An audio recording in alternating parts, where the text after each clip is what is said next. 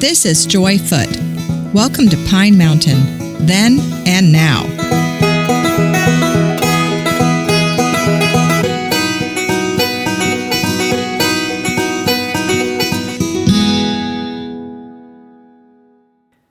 Today's episode is a real treat.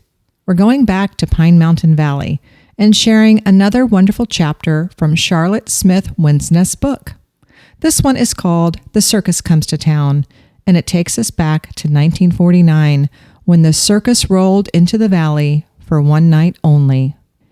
If you know the valley, you'll know the general spot I'm talking about, right near the intersection of Highway 116 and 354. Back then, the school sat near what's now the baseball field, and that building today is the volunteer fire department. And across the street and down a ways from the dollar store, you had the gas station and the post office, which is now the taxidermist. And that post office, it was tiny, about the size of a closet, and some folks even say it was the smallest post office in Georgia at the time. And right near that little post office, that's where the circus set up. So settle in, get comfortable, and I'll let Charlotte take it from here. The circus comes to town. We were so beside ourselves that Miss Connie could not keep our attention that day in our second grade classroom. We had heard talk among the grown-ups for days about a circus coming to town, and it was going to happen that night. None of us had ever been to see a circus. We could not wait to eat our lunch and go out for recess on the playground because we had heard noises outside all morning. Our classroom windows looked out over the front of Pine Mountain Valley Grammar School and not on the playground side, so we could not see the surprise waiting for us. There in the middle of our playground was a circus train, with each cage holding an animal that we had only seen in picture books. There was a tiger, a lion, monkeys, and a bear. The train looked like animal cracker boxes on wheels with bars to keep the animals from escaping. Miss Connie would not let us get close to them, but we stood watching the animals in awe. Finally, school drew to a close, and we all ran to our school bus to go home and tell our parents about the wonderful sight. After supper, it was time to go see the circus.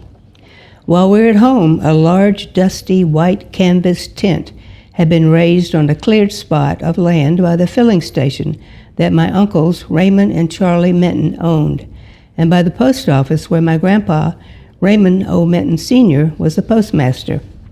Daddy bought tickets, and we went inside the tent and found seats. Rickety bleachers, 10 seats high, had been placed on one side inside of the tent. Sawdust had been spread on the ground. The ringmaster walked to the center of the ring and told us all the wonderful things we were going to see. The acrobats performed, the lion tamers put the moth-eaten old lion through his paces, the elephant walked around with a pretty girl on his back and performed his tricks. Daddy bought us popcorn and a drink. Everything was so exciting that night at the circus. I have grown old now and have seen many famous circuses over the years in my travels, but none has ever been as magical as that little flea bag circus that came one evening to Pine Mountain Valley, Georgia, when I was only 7.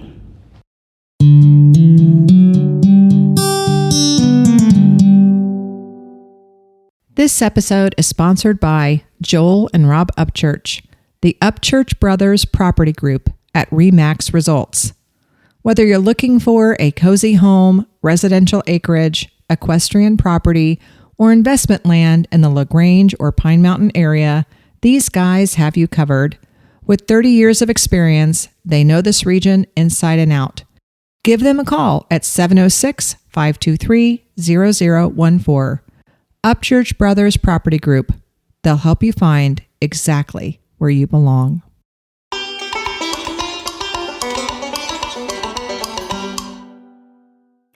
If you're looking for something fun to do over the next couple of weeks, Pine Mountain has you covered. Get ready.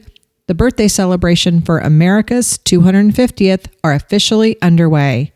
On Tuesday, March 31st at 11:30 a.m., Dakota's Counter is hosting Our Town Trivia, a totally free trivia game mixing Revolutionary era American history with Pine Mountain's very own colorful past.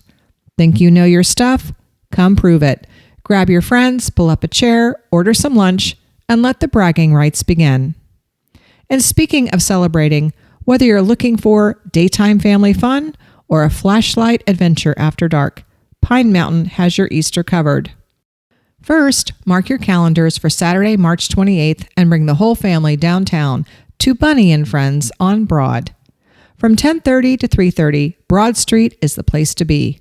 Visit the Easter Bunny in front of Noel's Bells across from Wells Fargo.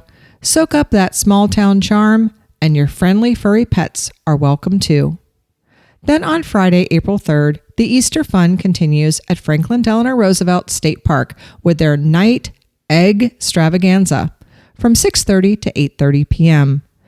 Sack races, egg toss, a spoon relay, and at 8:15, the flashlight candy hunts begin, separated by age groups for the little ones all the way up to age 12. Grab your basket, grab your flashlight, and meet at the Liberty Bell Pool on Highway 354. Admission is just $3 and a parking fee is required. For more information, call 706-663-4858. Spring is here, Pine Mountain. Let's celebrate.